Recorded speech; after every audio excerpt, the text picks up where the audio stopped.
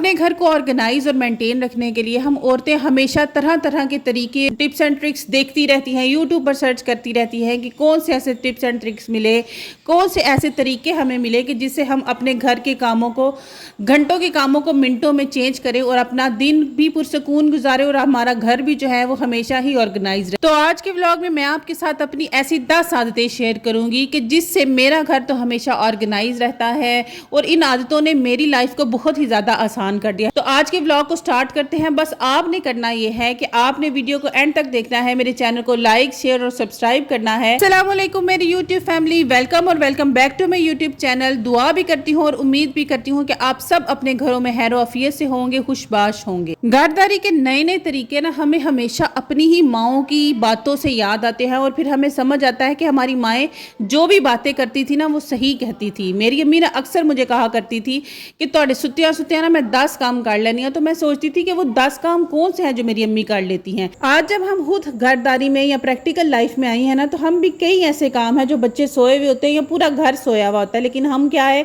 कि हम खामोशी से घर के 10 काम हैं जो कर लेती हैं। ऐसे ही होता है ना? आप मुझे बताइएगा कॉमेंट सेक्शन में कि क्या वाकई आप भी ऐसा ही काम करती है। अब मेरे बच्चे सोए हुए थे, मुझे समझ नहीं आ रहा था कि मैं क्या करूँ। मोबाइल स्क्रोलिंग से बेहतर ऑप्शन यही होता है कि हम अपने कामों को जितना जल्दी हो सके खत्म करें ताकि हमारे पास पूरा दिन का टाइम रहे।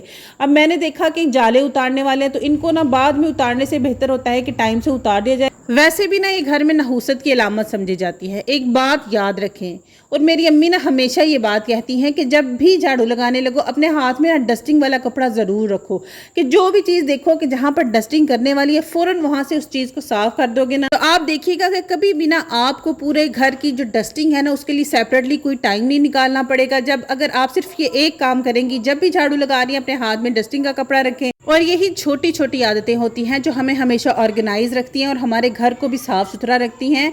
और कहा जाता है ना कि घर को जन्नत बनाने वाली आदतें, तो घर को जन्नत बनाने वाली ना यही छोटी छोटी आदतें होती हैं जो हमने अपनानी होती हैं। गर्मी जैसे कि आप सबको पता है बहुत ज़्यादा हो चुकी है और पानी की प्यास भी इसी तरह से घर में हर फर्द को बहुत ज़्यादा लगती है। पानी का इस्तेमाल बहुत ज़्यादा होता है, तो बोतलें भर भर कर फ्रिज में रखने वाला तो जो काम है ना, मैं तो बिल्कुल भी नहीं करती हूँ। और आखिर इंसान कितनी कोई बोतलें भर भर के रखे। मेरी तो चले छोटी फैमिली है, लेकिन मेरी कुछ ऐसी बहनें भी होंगी जिनकी जॉइंट फैमिली होगी या बड़ी फैमिली होगी, तो कितनी कोई बोतलें हैं जो आप भर भर के रखेंगी। तो बेहतर ऑप्शन यही है कि कूलर में पानी डालें, बर्फ डालें और फिर पूरा दिन के लिए आपकी ना ये बोतलों से और पानी भरने से जान छूट जाएगी। लेकिन एक चीज़ अपनी हाइजीन मेंटेन रखने के लिए ज़रूर किया करें कि पानी सिर्फ उतना डाला करें जितना आप जो है वो उसको एक दिन में पी ले, ख़त्म करें और नेक्स्ट डे कूलर को वॉश करके तो फिर उसको यूज़ करें। पता है क्या अक्सर बच्चे क्या करते हैं, ऊपर से ढक्कन खोलते हैं और पानी डालते हैं और फिर जो गंदे और जैसे मर्जी ग्लासेस हों, बच्चे जो है ना उन ग्लासेस के साथ ही पानी पी लेते हैं। तो इसलिए जो पानी है ना वो गंदा हो जाता है। तो अपनी हाइजीन का ख्याल हमने खुद रखना होता है। अच्छा, घर की ऑर्गेनाइजेशन में ना कुछ गलतियां ऐसी होती हैं जो हम औरतें ना जाने जाने कर देती हैं। जैसे अगर आपने बर्फ़ के कोल फ्रिज में से निकाले हैं तो कोशिश करें कि फ़ौरन उन्हें भर के रख दें ताकि नेक्स्ट यूज़ के लिए भी आपके पास अवेलेबल हो बर्फ़। अच्छा, जैसे कि मैंने आप सबको बताया हुआ है कि मैंने घर पे ना एक छोटा सा सैलून का सेटअप बनाया है। अब सैलून चूँकि घर पे है तो क्लाइंट्स किसी भी टाइम आ जाते हैं। कभी कभार ऐसा होता है कि क्लाइंट ना शाम के टाइम आ जाते हैं। इसी तरह मेरे पास ना शाम के टाइम क्लाइंट आए थे तो मुझे टाइम नहीं मिला। उसके बाद थकन इतनी ज़्यादा हो चुकी थी काम करने के बाद कि मेरे अंदर हिम्मत ही नहीं हुई कि मैं अपने जो इस वर्किंग एरिया ना इसको साफ़ करूं। देखिए, जो भी हमारा रिस्क कमाने की जगह होती है ना, अगर हम उसको साफ़ करेंगे ना तभी लोग हमारे पास आएंगे और तभी जो है वो हमारे पास काम भी अच्छा होगा, हमारे रिस्क में भी बरकत होगी। यही चीज़ हमारे घर की कामों में भी या घर की ऑर्गेनाइजेशन में भी लागू होती है कि घर में बरकत, घर जन्नत कैसे बनते हैं इसी तरीके से कि अगर हम अपने घरों को टाइमली मैनेज कर सकेंगी, घरों की सफाई प्रॉपर्ली करेंगी तो क्या होगा, हमारे घर जन्नत बनेंगे हमारे लिए। हम खुद भी जहनी तौर पर पुरसकून होंगी क्योंकि हमने अपनी चीज़ को टाइमली हर चीज़ को मैनेज किया हुआ होगा। अब यहाँ पर बच्चों के उठने का टाइम हो चुका था तो मुझे नाश्ता भी बनाना था। तो देखा कि कैसे मैंने बच्चों के सोए सोए 10 काम किए। तो यही यही होता है हम औरतों के साथ। हमारी कोशिश होती है कि हम हर सूरत में ना अपने टाइम को बचाएं, अपने आप को रिलैक्स रखें। कामों का बर्डन अपने दिमाग पर ना इतना मत डाला करें कि मैंने ये भी काम करना है, ये भी काम करना है। अगर आप कोई भी काम प्लानिंग से करेंगी ना तो पूरा दिन आप यकीन करें घर के सारे काम भी करेंगी, आपको थकन भी नहीं होगी और आपके पास अपनी ज़ात के लिए भी टाइम होगा। यहाँ पर ना मैंने थोड़े से फ्रूट लिए थे। कोशिश किया करें जब भी आप बाज़ार से फ्रूट, सब्जियाँ, कोई भी चीज़ खरीद कर लाएँ ऐसी जो कि डायरेक्टली बच्चे उसको उठाकर खाएं, उसको कोशिश करें कि सबसे पहले वॉश करें। वॉश करने के बाद फ्रिज में रखें ताकि आपके बच्चों को ना एक धुली धुलाई साफ़ चीज़ मिले, क्योंकि पता है बच्चों फ्रूट्स पे ना बहुत सारे उन्होंने स्प्रेज किए हुए होते हैं, तरह तरह के केमिकल लगे हुए होते हैं।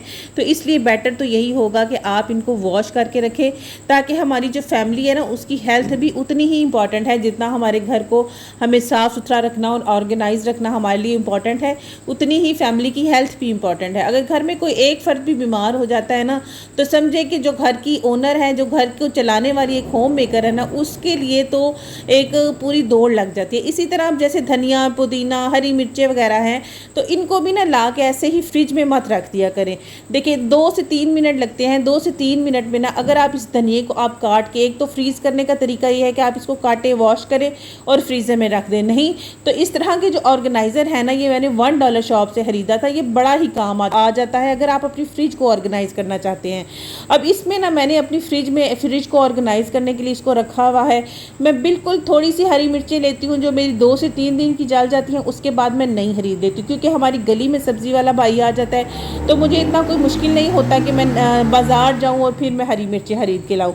इसी तरह अगर आप धनिए को धोकर फ्रीज़ करके नहीं रखना चाहती ना तो आपका ये धनिया इस तरह आप काट के इस ऑर्गेनाइज़र के अंदर टिश्यू लगाकर इसमें लपेट के रख दें। आपका धनिया पूरा 1 वीक के लिए फ्रेश रहेगा और आप इसको जो है वो जब चाहे निकालें इसमें से एक बॉक्स और उसको बाहर ले जाएं और इसको यूज़ कर लें। अब मैंने इसमें एक में मैंने जो साशेज़ वगैरह होते हैं केचप के वो रखे हैं, एक में हरी मिर्चें रखी हैं और एक में मैंने धनिया रख दिया है। ओवर द डोर जो ऑर्गेनाइज़र्स होते हैं ना, ये तो सबसे बेस्ट ऑर्गेनाइज़र हैं हमारे घर को ऑर्गेनाइज़ करने में, हमारी चीज़ों को प्रॉपर्ली मेंटेन करके रखने के लिए। मेरे पास कोई जगह अवेलेबल नहीं हो रही थी, मेरा किचन इतना छोटा है, मुझे समझ ही नहीं आ रही थी मैं लहसन कहाँ पर रखूँ, तो ये ओवर द डोर ऑर्गेनाइज़र मैंने दराज से 700 रुपीज़ का मंगवाया और इसमें ना लहसन, प्याज आप कुछ भी रख सकते हैं। तो मेरा तो इससे काम बड़ा जो है वो आसान हो गया। यहाँ पर ना अब खाने का टाइम हो चुका था। हम औरतों की लाइफ ऐसे ही है, घर के काम ख़त्म करती हैं, अभी रेस्ट नहीं करती, पसीना ड्राई नहीं होता, लेकिन माइंड में क्या आता है कि आज पकाना क्या है। बच्चों से पूछने लग जाते हैं कि क्या पकाएं, हस्बैंड से पूछने लग जाते हैं, या अगर आप एक जॉइंट फैमिली में रहती हैं तो अपनी सास, ससुरियाँ, जेठानियों से हम लोग डिस्कशन करने लग जाती हैं कि आज क्या पकाना है।